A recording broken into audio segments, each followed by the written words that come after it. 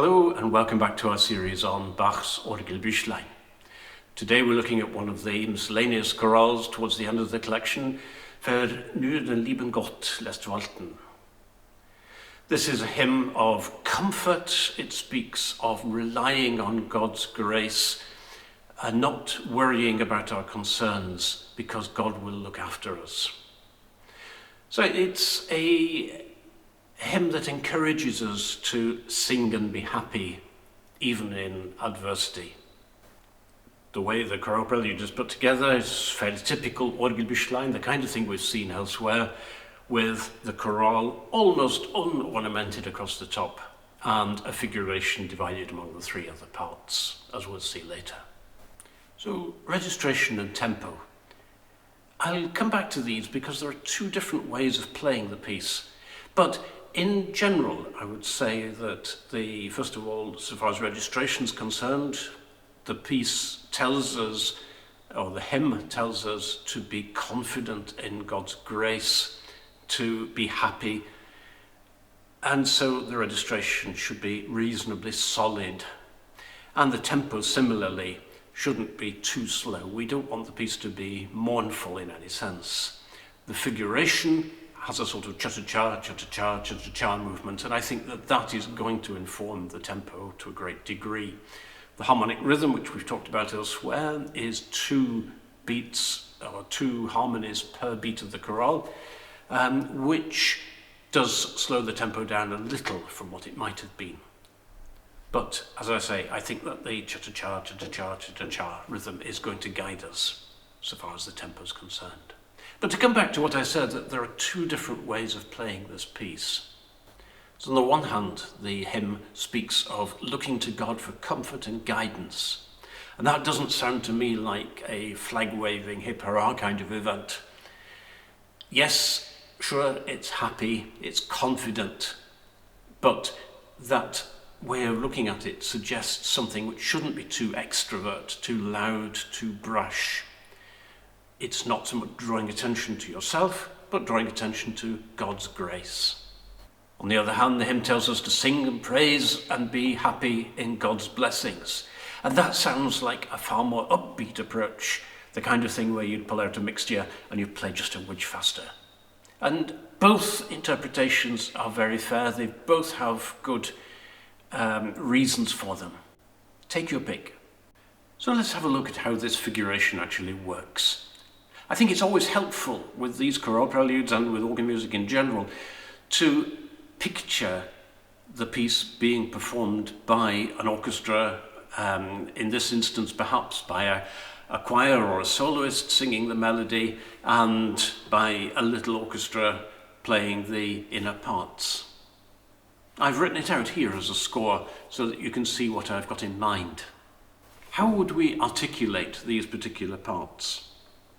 Well, first of all, the chorale melody is in long lines with a good breath at the ends of the phrases.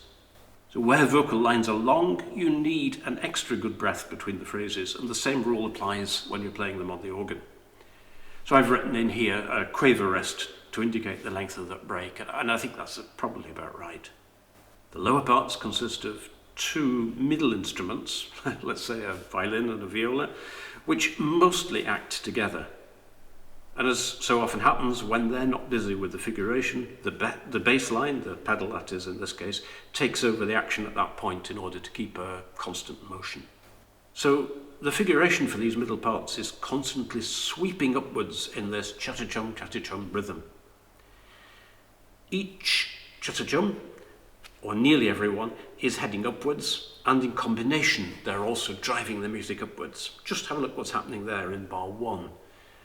They're driving upwards to the A, which also is the highlight of the vocal line on the word God.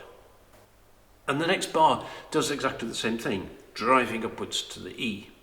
So what does that tell us about articulation? First of all, we want to emphasize those rising patterns of semiquavers. That again tells us not to play it too legato. Once again, I think of your instrumentalists. Picture how a violinist or an oboist would play those particular phrases. It's very helpful when we're playing the organ to stop thinking about fingers and practicalities of keyboard playing and to think more idealistically, what kind of sounds are we wanting to produce? The quavers as well. You'll see here that there's a long suspension there in bar 1, where that dissonance needs to resolve down into the 4th quaver beat. And when we're resolving dissonances, we don't want to be too detached at that point. The pedal part mostly operates in quavers. In some places, like in bar 3 there, tied over in order to throw a little bit more weight and movement onto the quaver offbeats. The first 2 bars of the pedal line, you'll notice, is different from all the rest.